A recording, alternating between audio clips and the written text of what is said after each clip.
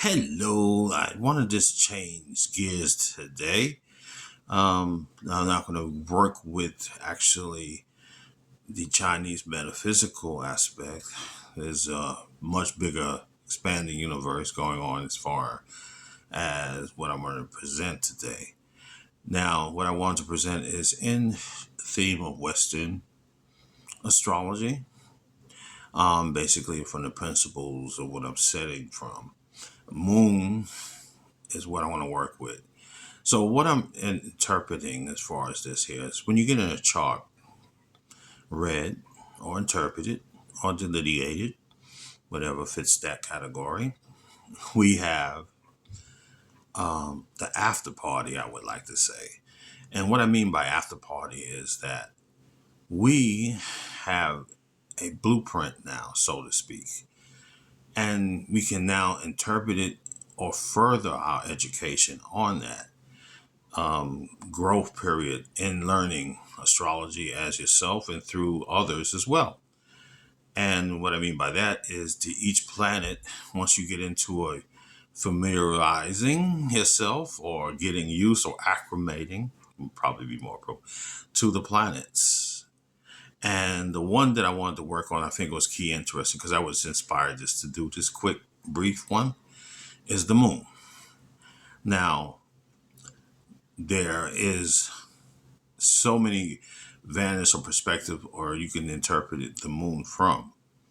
But the one I wanted to use is the moon changes every 7 days from one phases, which would be the new moon, quarter moon, full moon, and back to the new moon. Those are the four basic ones, but there are eight in general.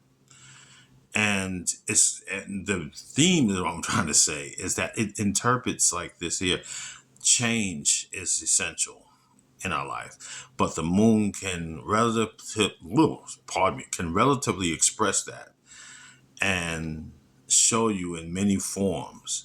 So what I mean by that is when you're looking at the chart and whatever sign that is that your moon is in, because it can be in any of the 12 signs from starting with Aries all the way to Pisces at the time or placement and well of your birth. So now what we're going to look at is another technique.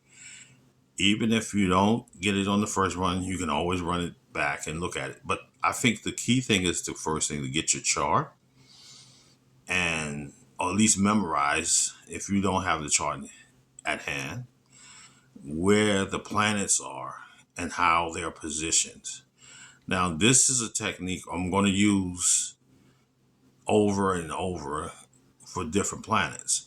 But what you want to start with, wherever that moon is, and we're going to use essentially, just for example, we're going to use the moon in Taurus. So for those who have moon in Gemini, it doesn't matter because we're going to still use wherever the moon, wherever sign that might be. The key interest is what we're going to look at this here. We're going to look at the fact that there's a sign, because we're using Taurus, a sign behind it or preceded, which would be Aries.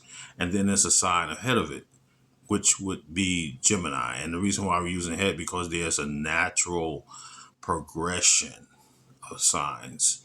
And for those of you, we can always look it up on the online, and we can actually now incorporate other mediums of expression. There's websites that you can use as well. You can actually, if you're in contact with a mentor, teacher, guide, guru, they can actually give it to you in at least in one sentence. What would be ahead of your position of your moon and what sign, right?